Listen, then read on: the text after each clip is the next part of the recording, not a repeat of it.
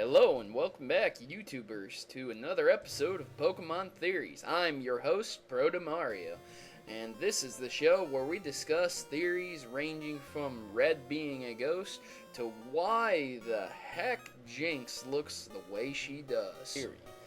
The theory for today is that Professor Oak used to be a Poke League champion, along with Agatha, but we'll get to Agatha later. That's not the main focus. Professor Oak is the leading Pokemon professor, and he distinguishes his research from other professors by the relationships between humans and Pokemons.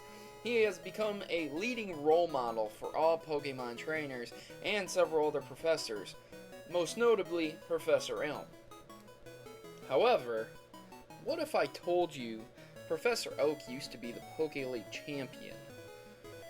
If you really think on this very hard, Professor Oak made the Pokédex, which means he in some way, shape, or form had to have collected all the data of Pokemon himself first to be able to input them in, which means at some point in time he captured all the Pokemon.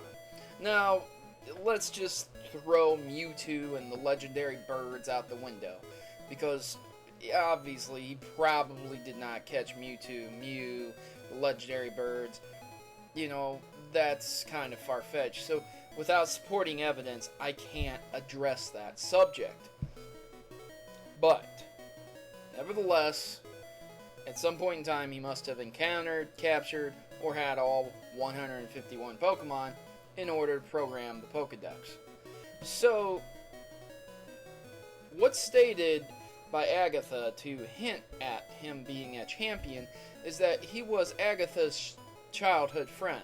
They remained good friends and top-class Pokemon trainers until Oak stopped battling and became more interested in Pokemon research. Agatha even said that he became soft and started to regard him as a fool. However, Oak still affiliates himself with the Poke League as an advisor. He even got an email sending out the challenge to all trainers from the Poke League, and they specifically requested his presence at the Poke League. Very odd that they would request a professor who no longer battles at the Poke League, and Professor Oak isn't technically a referee or a judge or even a gym leader, so why would they want him if he doesn't do anything? On top of this, supporting evidence proves that Professor Oak was at one point in time a success in his youth, however, because he has 3 Pokemon: a Bulbasaur at level 5, a Charmander at level 5, and a Squirtle at level 5. This would indicate that he was not only a successful trainer, but at one point in time a successful breeder as well, as these Pokemon technically cannot be captured or attained any other way but via breeding by selecting the starters. Now, again, supporting evidence would dictate that this would be very difficult to prove, since how did he get the Pokemon from himself if he never had them to begin with? But stay with me here once again. We're just proving he was a champion, none of this other stuff.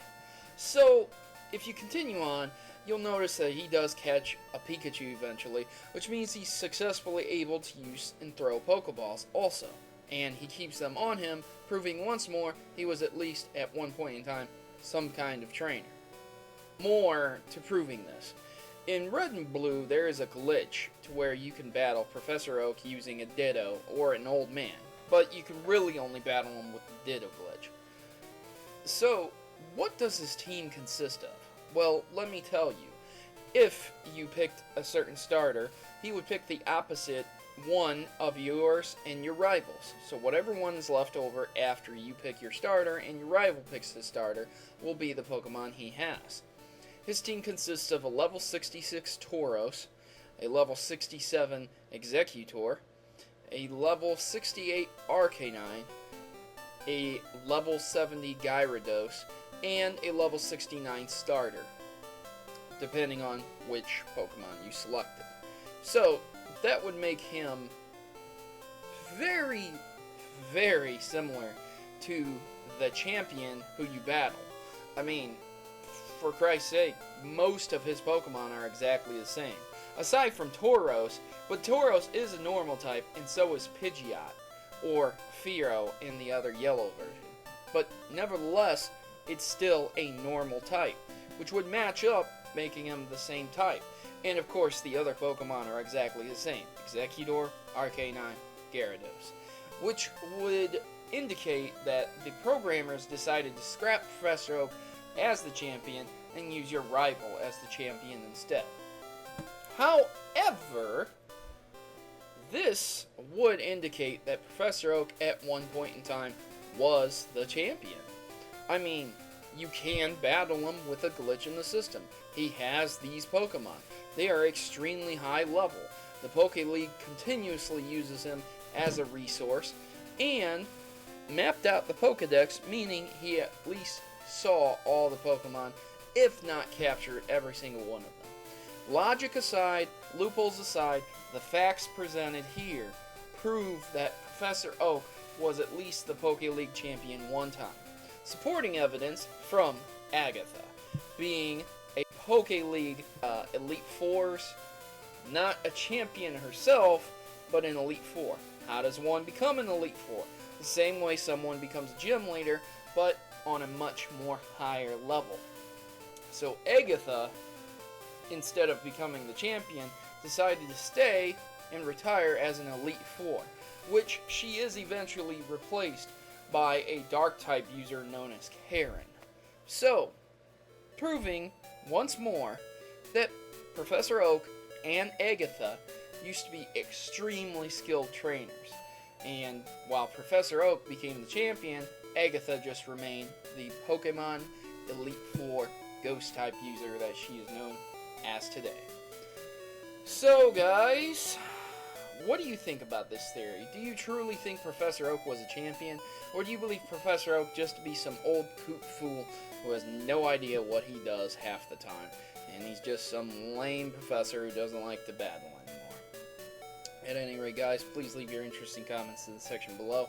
And if you have a Pokemon theory you want me to discuss, make sure you put it in the section below.